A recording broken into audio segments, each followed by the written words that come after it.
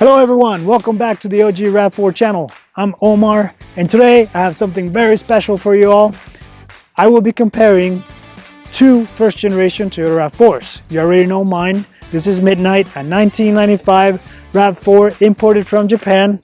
And this one right here is my good friend Paul's. You all might already know him from the Lab Code Paul channel. Make sure that you follow him on YouTube. His is a 1997 Toyota RAV4. And we will be discussing the differences between the one from the Japanese market and the one from the US market. So let's get to it.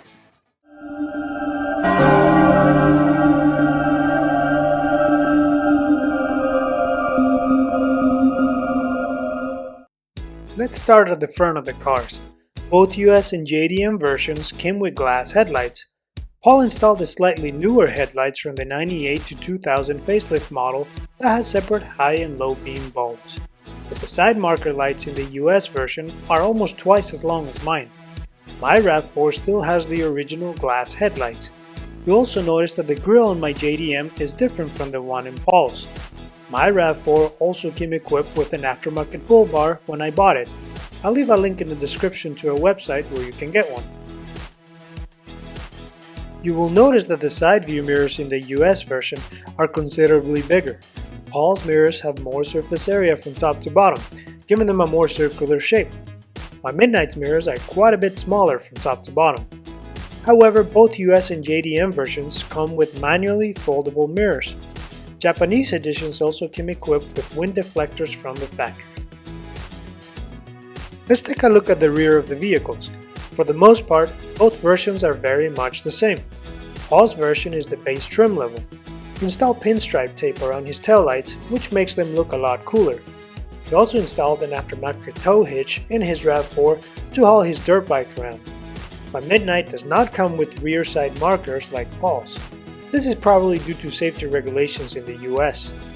My RAV4 is the L or limited trim, which means he came from the factory with some cool features inside, which I will show you later. My Midnight was completely painted with Raptor liner at a professional shop before I bought it. This is easily my favorite mod in my RAV4. It gives it a rugged and aggressive look and will protect the body from small chips and scratches. You'll notice that Paul's RAV4 stands a little higher than mine. This is because he installed an old man EMU lift kit on his RAV4, which gives him about 3 inches of lift over stock height. Let's take a look under the hood. Both RAV4s have the 3SFE 2-liter 4-cylinder engine that puts out 119 horsepower. Notice the location of the battery and the brake booster in the US version. Paul went all happy with the spray paint on his RAV4, but I think it looks great. Now let's take a look at mine. My RAV4 is dirty and not nearly as pretty as Paul's, but check out where the battery is. Whereas the battery on US versions is on the left side, the Japanese models have it on the right side. My brake booster is also on the opposite side. Because my RAV4 is the L trim, it came equipped with electric windows, door locks, and mirrors. Also, my steering wheel is on the right side. Unlike US versions, my RAV4 does not have cruise control, and my steering wheel doesn't have an airbag. All my indicators are in kilometers. My RAV4 has an automatic transmission and is also missing the passenger airbag. Instead, it has a small cup holder and space to throw random items like your phone. Finally, my RAV4 comes with 2 removable sunroofs. Paul's RAV4 has manual cranks for the windows, and you also have to operate the mirrors and door locks manually. Like all US vehicles, his steering wheel is on the left side and his speedometer and odometer display miles, not kilometers. His steering wheel does have an airbag. Paul's RAV4 has a manual transmission and it does have an airbag on the passenger side. His RAV4 does not have any sunroofs, but he did upgrade his dome lights to LEDs. My Midnight has a rubber mat on the floor to protect the carpet, which is really handy when I take my dogs out for a hike. There's a lever to pop open the rear right window if you want some airflow in the back. There's also a lever to open the rear left window. You also get a nice view of those sunroofs from here. My RAV4 also has spots to install brackets in the rear door to hold the sunroofs when you remove them. Let's check out Paul's RAV4. You can see the carpet on his. Paul certainly keeps his RAV4 much cleaner than I do. While his RAV4 also has a lever to open the rear right window, he does not have a lever to open the rear left window. Perhaps this is due to the exhaust tip being on the left side. His RAV4 has no sunroofs, nor does he have spots to install brackets on the rear door to hold the sunroofs. Here's a better view of both sunroofs when they're propped open. The interesting thing about the sunroofs is that they don't actually have a sliding glass that moves out of the way like most vehicles. All you have to do is push up the lever that keeps them in place and you're good to go. Another really cool feature of these sunroofs is that you can take them out completely. All you have to do is squeeze the levers together and you'll be able to push the roof out. There is a catch bit that keeps the sunroof from flying out when you're on the road. You'll have to unclip it first if you want to take them out. You might have noticed that my RAV4 came with an OEM roof rack. While the rack allows you to carry more stuff with you, it makes it really hard to push the sunroofs out. Paul and I actually had to remove the roof rack first in order to push out the sunroof, but this might be because the Raptor liner on top gives the sunroofs a much tighter fit. As you can see, there's not a lot of clearance space between the sunroof and the roof rack. Moving back inside, I want you to look at the pattern of the cloth seats in my RAV4. They're okay, but I think they're a little boring. The ones in Paul's RAV4 are much nicer for sure. From here, you can see that Paul's seats are different than mine, and quite cooler in my opinion. If we take a peek inside his glove box, you'll notice he still has the original owner's manual. My glove box is on the left side. Although it is not as scratched as Paul's, mine is definitely a lot messier. Because my RAV4 has an automatic transmission, it has a dipstick that you can access from the front right side to measure the differential fluid level. Paul's RAV4 does not have this dipstick. This is because his has a manual transmission, which shares gear oil with the front differential, so his car doesn't need one. Looking at the undercarriage, there's almost no differences between these models. However, there's no catalytic converter under mine. That's because Japanese RAV4s only have one, located by the exhaust manifold. Paul's RAV4 is much cleaner and colorful. His car had lots of rust when he bought it, so he removed the old rusty parts and painted the new ones to protect them from rusting again. His RAV4 does have a catalytic converter underneath due to stricter US emission standards when this car was manufactured. When we looked at the rear differentials, Paul mentioned that my rear differential mount seems a little bit bigger than his. Let's take a look at his and compare. It's really hard to tell. They seem the same size to me. At the very least, mine seems to be missing some sort of cover in the front. What do you guys think? Let me know in the comments below. My RAV4 has the A540H 4-speed automatic transmission with overdrive, and it is equipped with full-time 4-wheel drive. Paul's RAV4 has the E250F 5-speed manual transmission with full-time 4-wheel drive and a manual central locking differential.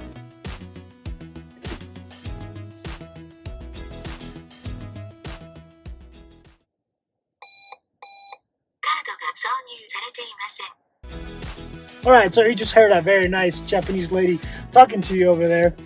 So a very unique device that my car came equipped with when it was imported from Japan is this little device right here. As you can see, it's got like a little slot where you can insert a card. And what it is that this is a device that they use in Japanese toll roads whenever you're about to go through a toll booth. Basically, you just insert a card there, and that card would get charged whenever you go through a toll plaza. This little scanner up here is what would get scanned, and you're good to go. Now, the reason why this Japanese lady is talking at you is because it's letting you know that there is no card detected, so you have to keep that in mind.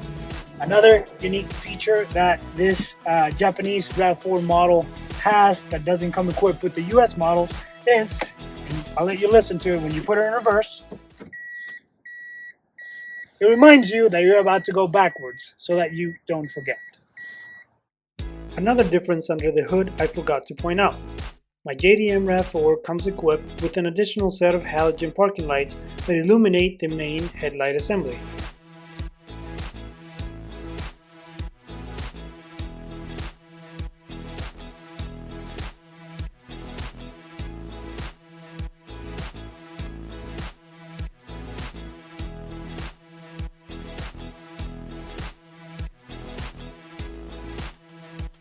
All happened to have a blue LED bulb that fit perfectly in place of the ugly yellow halogen light bulb, so we tested it to see what it would look like. I think it looks so much better, and I'll definitely be upgrading to these in the future.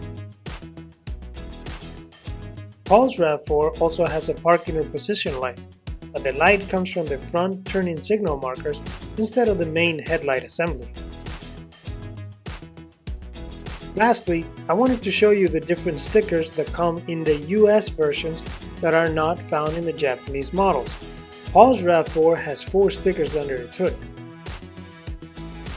This sticker shows you a diagram of the vacuum house routing, adding that this layout is applicable to US and Canadian models only. It also tells you that this car has the 3SFE engine. This yellow sticker serves as a caution, letting you know that this vehicle's AC system runs with R134A refrigerant, detailing the minimum and maximum amounts to use when filling it up. This information is very important when you service your AC system. These 2 stickers are quite informative. The sticker at the top tells you that this vehicle is equipped with a permanent 4-wheel drive system.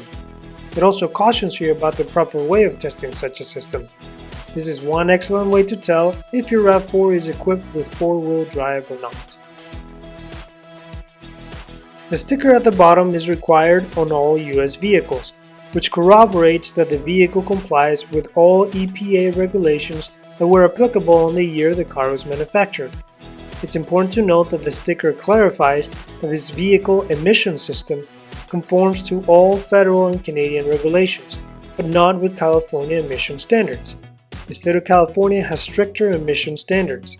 This means that cars manufactured to be sold and driven in California are equipped with different oxygen sensors. If a vehicle was manufactured to comply with California's emission regulations, the sticker would look somewhat like this. My RAV4 has none of these stickers on the hood, except for a cute small yellow sticker that tells you that this AC system is also loaded with R134 refrigerant. All the other stickers in Paul's RAV4 are there because they're required to be under US federal EPA regulations. My RAV4 was built for the Japanese market, so it doesn't need them. Without these stickers, however, California does not allow imported vehicles to be titled and registered here. Lucky for me, I am an active duty Air Force service member, and my permanent state of residence is Texas, so I was able to title and register it there in order to legally drive it in California. What the Japanese RAV4s do have that the Americans do not is this plate, which is located on the firewall. This plate tells you the vehicle's manufacturing model, the type of engine it comes with, the engine's displacement, the vehicle identification number, the type of transmission, and the type of axle of the car, as well as the factory where it was built. Instead of the plate, and as required by federal law, all US vehicles have a sticker on the door panel that gives you similar information. Paul's sticker shows you the car's VIN number, the date and place of manufacturing, and the gross vehicle weight rating.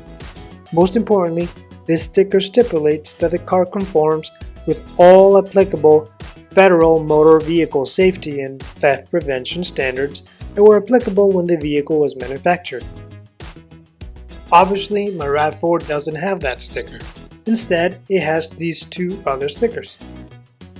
The one at the top tells you the size of the OEM tires and wheels.